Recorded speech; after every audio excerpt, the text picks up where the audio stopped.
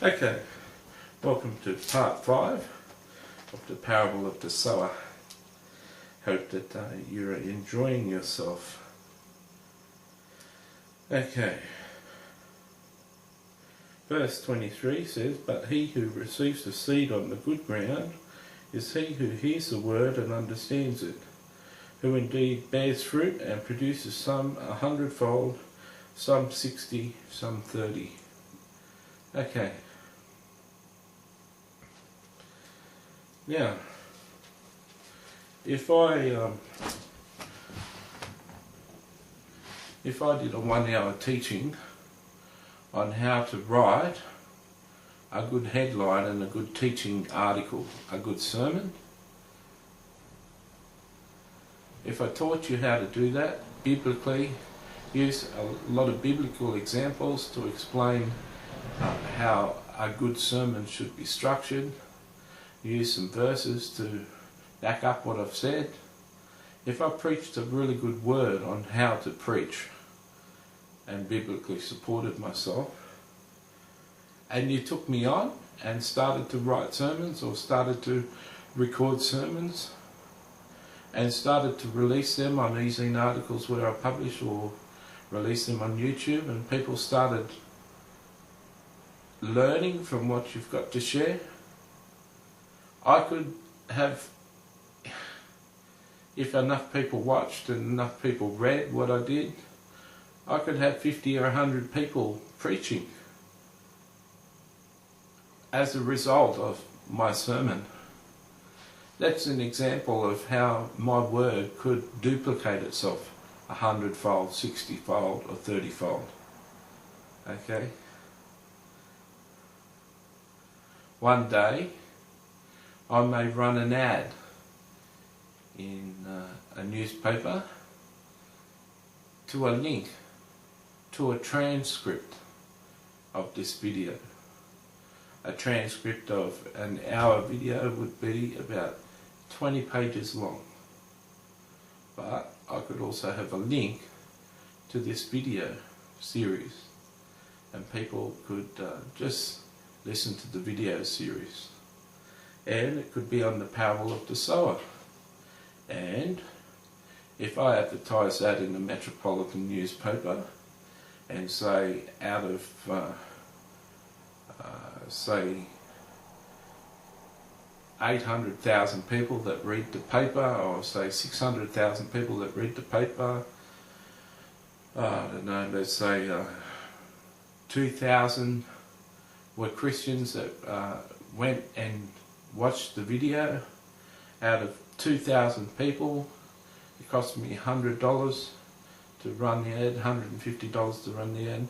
Out of 2,000 people watched this parable of the sower video, and they actually went on and gave money to everybody who asked, say 5%, 10%, say 200 people, say 5%, 100 people went on and gave. I would have, by the time they gave $150, I would have 1-fold reproduced my money. 100 people started giving, this sermon would have done 100 times what I've ever done with my friends for $150. That's how a word can duplicate itself 100-fold, 60-fold, 30. So that's an example. Now, let's use the example we're sharing. If I said give to everybody who asked for you, and you went on and did it, and I'm going to do a half-an-hour teaching on that. We'll call those 2 or 3 segments Part 7, Part 8, Part 9, Parable of the Sower. So we can go further into that. Okay? But if we were to use that example, say this word, out of 100 people watching this word, 10 people went on and started to give. If one person went on to start to give like I do to the poor, I would have had 100% improvement on what I give, right? So that would be a one-fold, right? But if 10 people out of 100 that heard this video started to give, there'd be a 10-fold return on this work. And 10 times the amount of people would be given money now. If 30 people, it'd be 30-fold. If 100 people, 1,000 people heard it and 100 people started to give, that would be a 100-fold increase on this word. You see what I mean? Now, what are the things, to recap, that will prevent that?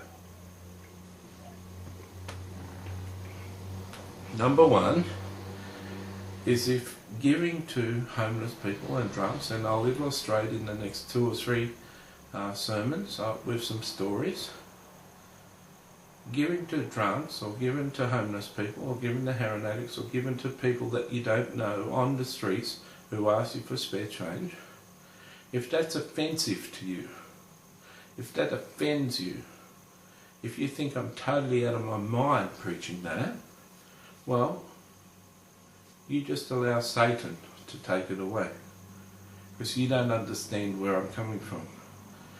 Now, it's quite simple for me to be in my right mind and be right, but you think I'm mad.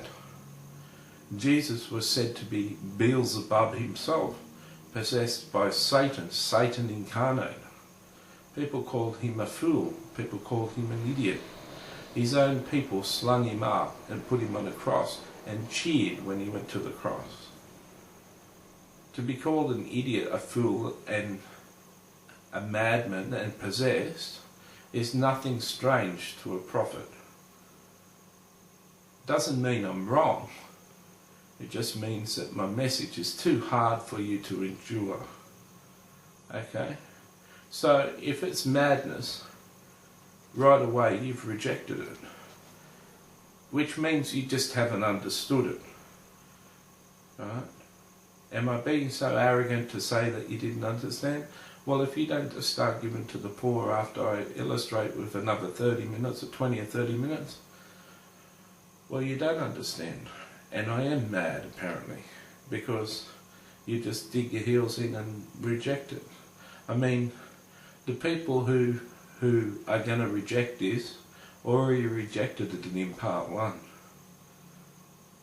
They probably didn't even go to part 2. If they go to part 2, part 3, part 4, part 5, part 6, part 7, part 8, part 9, then there's a good chance they didn't reject it.